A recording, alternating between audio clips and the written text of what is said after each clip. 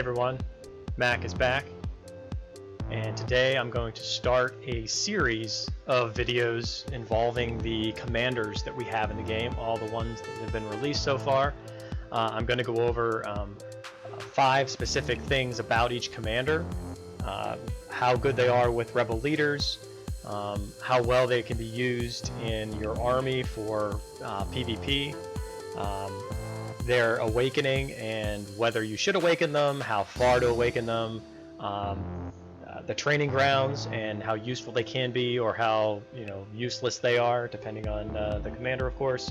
And then I'm going to evaluate the skills of each commander as well to kind of give you a better idea of why I think certain things. I'm going to rank each commander at the end of each video of a ranking of 0 to 5 in each category. So 0 obviously being the worst it can be, and then 5 being the overpowering OP type commander. So I'm going to try to do 5 at a time because it can be a little time consuming. So I don't want these videos to be too long and boring, but I want them to.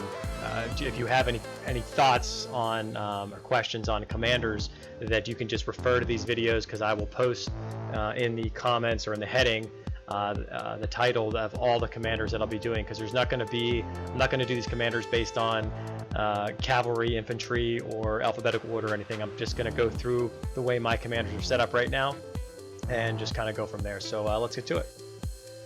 So the one I'm going to talk about first is Seg, and as you can see here, this is my first line I'm going to go through. So I'm going to go through Seg through Lats here in this first 5, and we'll just talk about each one of them at a time. So just starting off with Seg, when you're talking about rebel leaders, Seg is a good tank in general, but for rebel leaders he is not the tank that you want to use. As you can see, his health and his attack are pretty good, and also his defense is kind of ridiculous. It's, I believe, the highest base defense in the game, so he's really good when you can buff that defense as well. Not really worth using as a rebel in a rebel leader formation. There are many others that you'll be able to be used. Even if you're new to the game and you've got Seg unlocked, still not really worth it there. When it comes to the army, he's actually really good. As you can see here, he has total attack. So when you get him to gold, and I'm going to refer to each one of these commanders as gold, so just as an assumption. So he's going to give you a 15% attack and a 15% defense. So just that's really good for a commander that only costs you, if you try to get him to gold with 1 black diamond a day, it's actually really good. So as a total attack commander and a very low costing commander, that's really good to have. So in your army, he's actually a good commander to have, especially for a low spending player, because for what I'll talk about the awakening, we'll just go right into that as well. For the awakening, he's really good as well, depending on where you are. I would recommend taking him to the 3-star awakening, because his 3-star is going to give you those the passive abilities that he has there, which I was talking about.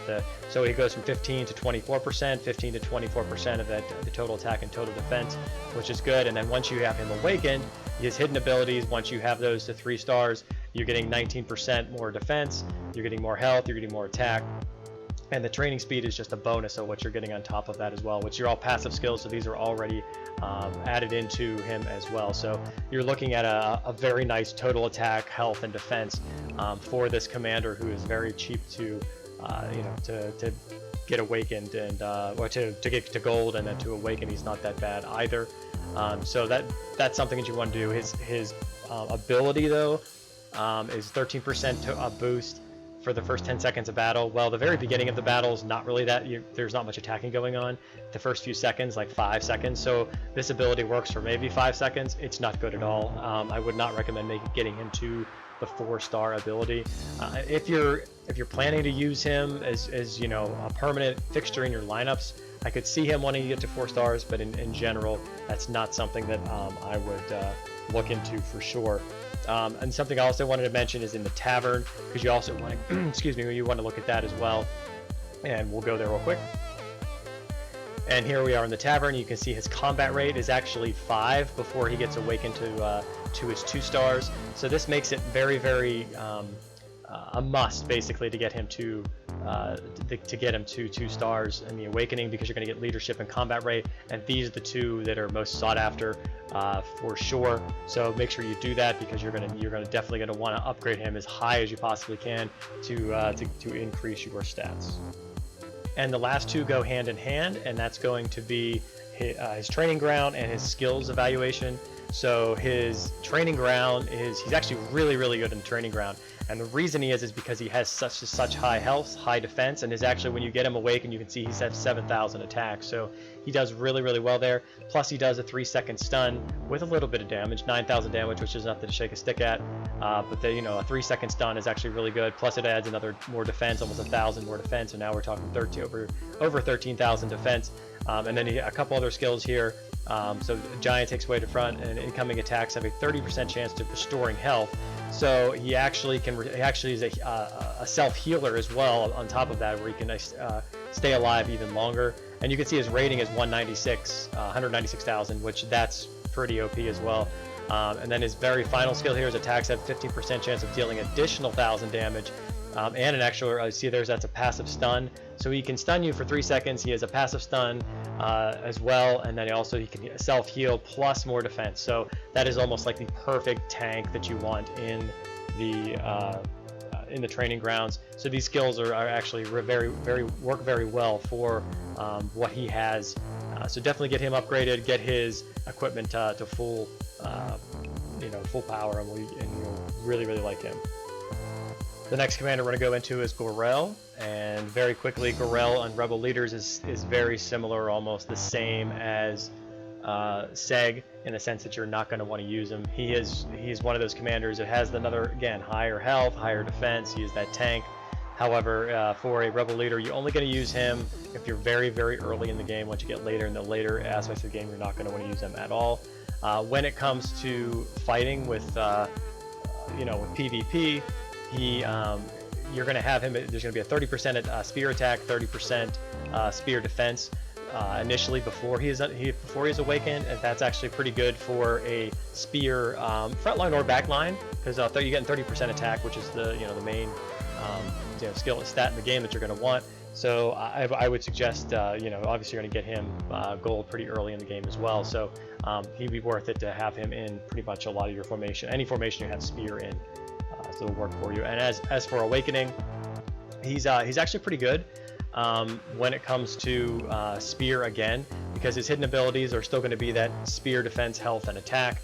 Plus you're going to increase his specialization skills, from the 30% to both 48%. So you get a 48% attack. So again, good for a front line or a back line when you have spear in your formation. So definitely worth that. And then in the tavern. And in the tavern here, you can see he has some aptitude, which gives you some speed ups, a little bit extra speed ups, and then he has the command, which gives you extra troops. So not very good when it comes to the tavern. As you can see, I only have him at level 26. That was probably by accident when I first started playing, and I didn't know any better. But it's also good. It's also not a bad thing to get these commanders to, a minimum of level 10 or maybe even 30 or something like that with your. But he takes some meat, and you can use meat for a lot of other commanders. And when it comes to the training grounds, with his basically with his health, he is he's actually really good. He's very similar to Seg in the way of his tankiness.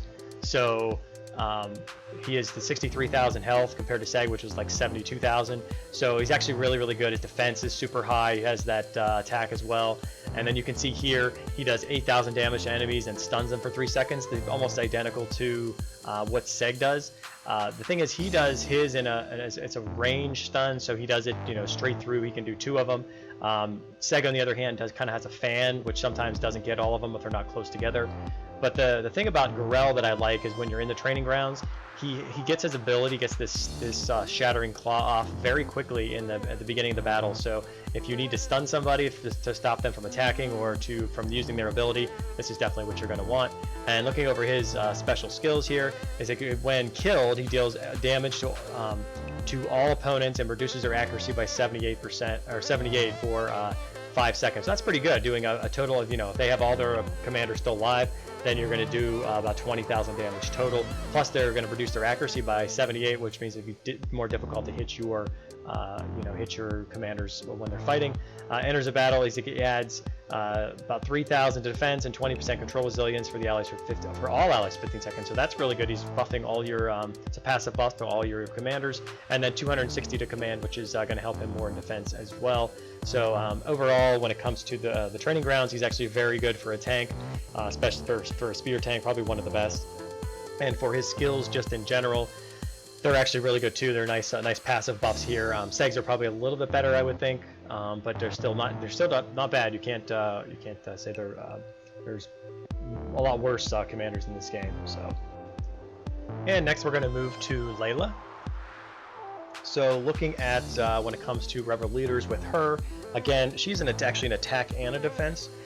Something that I do like about her is that when you do have her fully awakened and then you're upgraded as well, she's doing over 10,000 damage per attack, so just every attack. So you can see here it even says guard battle and it says attack and defense is what she has, what she actually does. And a lot of times when you see a commander that has attack and defense, their health is actually not quite as high as like a Gorell or a Seg, but they're actually still very high comparatively.